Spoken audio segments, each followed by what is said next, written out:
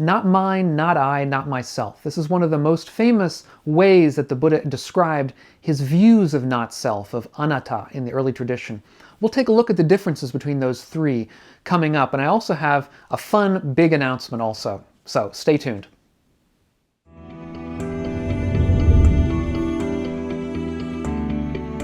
I'm Doug Smith. I'm director at the Online Dharma Institute. That's onlinedharma.org.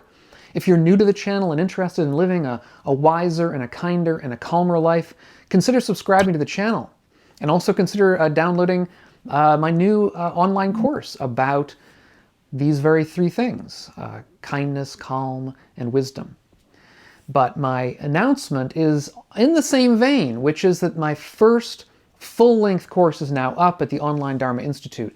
It's going to be an introduction, or it is, an introduction to Buddhism from an early Buddhist perspective. Now, there are many, many introductions to Buddhism, and most of them, at least the ones that I know, tend to be an introduction to Buddhism as a religion, or understood in that kind of context, where what we're doing is looking at the vast scope of Buddhism over the years. We're looking at Theravada, we're looking at Mahayana, we're looking at Vajrayana. If those words don't mean anything to you, don't worry. It's just simply that we're looking at a large span of history, lots of different interpretations of Buddhist ideas coming from different centuries, different millennia even. And there's a lot of use for that, and I think that is a wonderful way to approach it. But my course is going to be somewhat different. I'm going to be looking at early Buddhism in particular, at the teachings of the Buddha, rather than at Buddhism as a whole. And I'm going to be looking at an introduction to the Buddha's teaching. Indeed, that's the title of the course, An Introduction to the Buddha's Teaching, or the Buddha Dharma, if you like. And what we're going to be doing in this course is going through the Buddha's teaching using as a template a particular dialogue that the Buddha had, or discussion the Buddha had with a layperson. Because as we may know, much of the early texts, maybe you don't know, most of the early texts are discussions between the Buddha and monastics, monks, if you like. And some of them are quite deep, of course, most of them are quite deep. But when he talked with lay people, his interest was more in an introduction to the teaching, in an introduction to his teaching. And so the course that I'm going to be presenting here and is now up for you to take a look at is going to be an introduction to his teaching understood in that way. And if you take a look down below, you'll see a link. I've got a discount that you can have off this first course for this first month that it's up, 20% discount. Just use the link down below. The courses that I'm going to be giving over at the Online Dharma Institute are separate from this YouTube material. The YouTube material are standalone lectures, shorter lectures. The ones over on Online Dharma Institute are going to be longer courses. There's no overlap.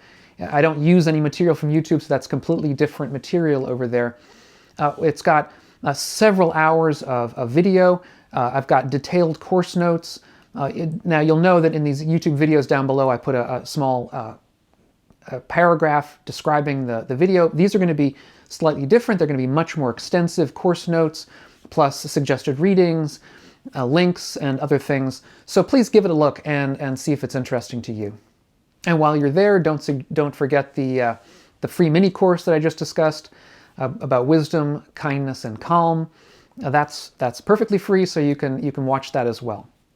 So on to the main subject of today's video, today's lecture, which is about not mine, not I, not myself.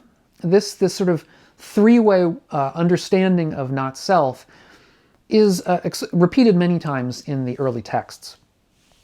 And it may be something of a conundrum to us what the difference is here and why the Buddha picks out these three things, these three ways of understanding.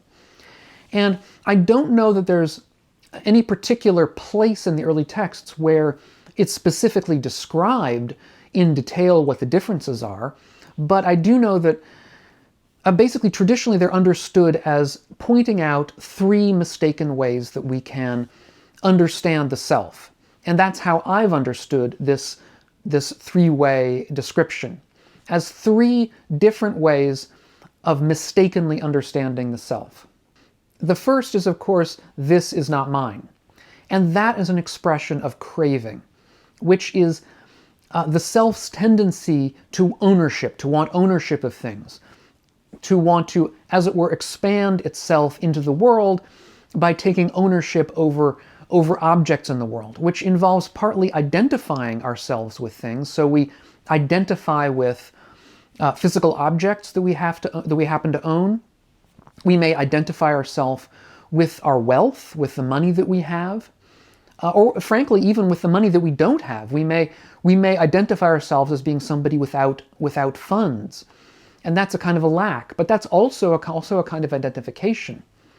We may identify ourselves with people that we consider our people in some sense, either because they're in our family, we're married to them, or because they're our friends, or because they're in our in-group, in whatever that in-group might be. Perhaps it's fans of a particular sports team, perhaps it's people in a particular country. We can think of innumerable ways in which craving works, to expand these artificial boundaries of the self, these constructed boundaries. And of course, all of these different ways I'm going to discuss today have their uses, and we shouldn't forget that, but they also have significant downsides, and that's the reason why the Buddha said that we should eventually try to give them up.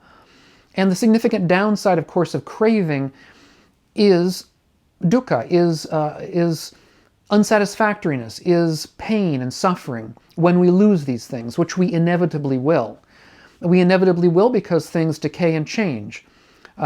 We may lose friends, we may lose touch with friends, we may lose objects in our life. We do that all the time. Things break, things get stolen, things get lost, and on and on and on. And if we can learn to relax around our identity with things in our lives, then we can also learn to relax that craving, and so diminish that pain, that suffering. And after all, the final aim of Buddhist practice is to reduce that suffering. Now, the second one of these is this I am not, or this is not I.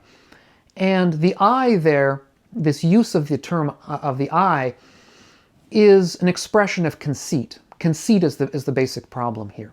And conceit in early Buddhism is understood to be any kind of a comparing mind, any kind of a mind that compares ourselves to others. We usually think of conceit in terms of comparing ourselves as being better than others. That's the sort of most famous kind of conceit, and that's really the kind of conceit that the term conceit tends to mean in English, is thinking ourselves better than others. But for the Buddha, also thinking yourself worse than others is a kind of conceit, or thinking yourself the same as others is a kind of conceit. And these are problems because they engender certain kinds of craving or aversion or ignorance. If we think ourselves as better than others, then we tend to cling to ourselves as being special. We tend to puff ourselves up egotistically. We tend to cling to the parts of ourselves that we think of as better. That can be a problem if those are, let's say, confronted by some kind of outside evidence that we aren't as good as we thought we were.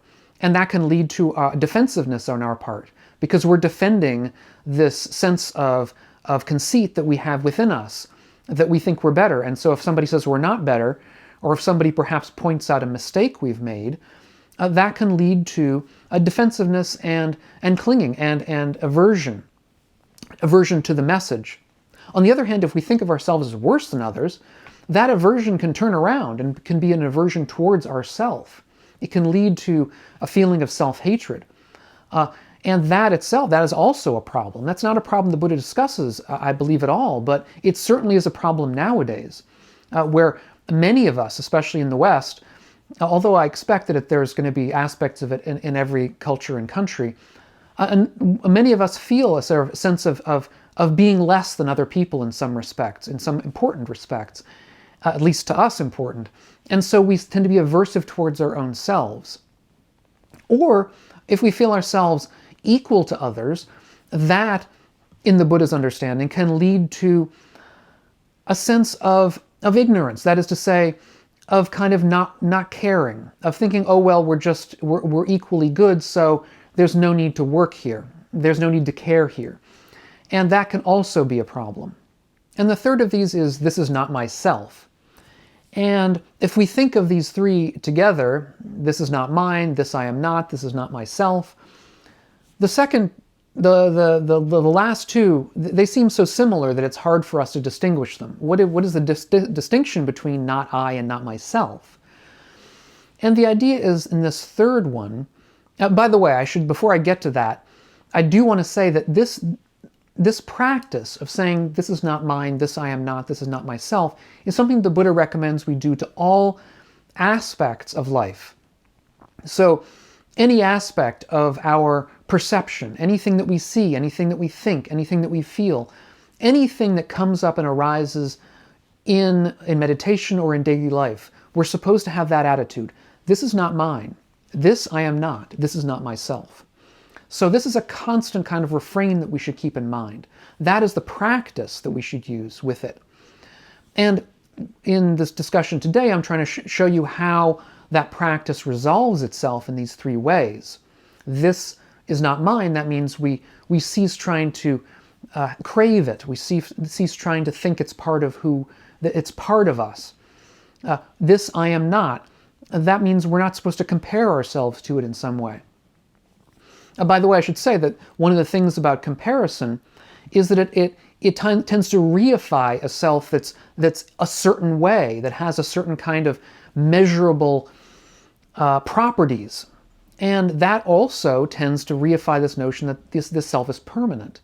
So if we think ourselves, let's say, as better at math than somebody else, that may be true, but it also may be true impermanently. They might become better than you in the future, or you might become, your math skills might decline over time.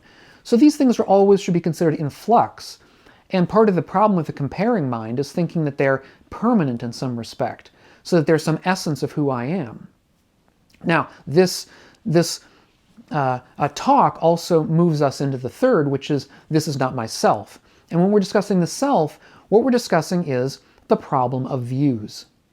The problem of views is a problem of constructing a theory of who we are, around who we construct that self and to which we tend to cling. That is, when we allow the reasoning mind, if you like, to sort of ponder over the question of who we really are, or who we are, it'll come up with a bunch of potential answers. Some of us may say, I am my brain in my body. Some of us may say, I am an eternal soul. Some of us may say, I'm the conjunction of those two things in some respect. Some of us may say, I am my work, or I am my family. I am all of the causes that succeed me after I die. I am whatever it happens to be, the artwork that I produce, the books that I write. There are an infinite number of ways of coming up with theories of the self. And a lot of times you'll hear these theories described as who I really am, what my essential self is.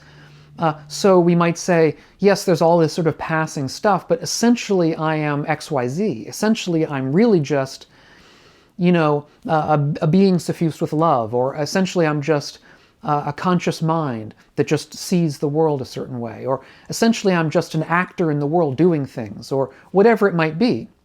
And I did an earlier video about this notion of an essential self. I'll put a link to it up on the screen if you're interested in seeing that.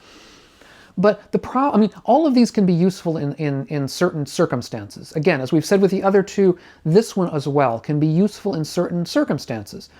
Sometimes it's a skillful means to getting our way ahead, to think of ourselves as essentially good, let's say, as essentially loving, as essentially friendly people. That can give us motivation to continue on that healthy and skillful path towards becoming friendlier and kinder. So that can be a good practice. On the other hand, it can also lead to clinging. It can also lead to this kind of identification. If we construct a self around certain kinds of aspects, we can let ourselves down, let's say. We might construct this view of a self around us being kind and nice and friendly and not hate-filled at all. And then all of a sudden, we find ourselves in a situation where we get very angry. Perhaps we are filled with hate for a moment and we do something that we regret.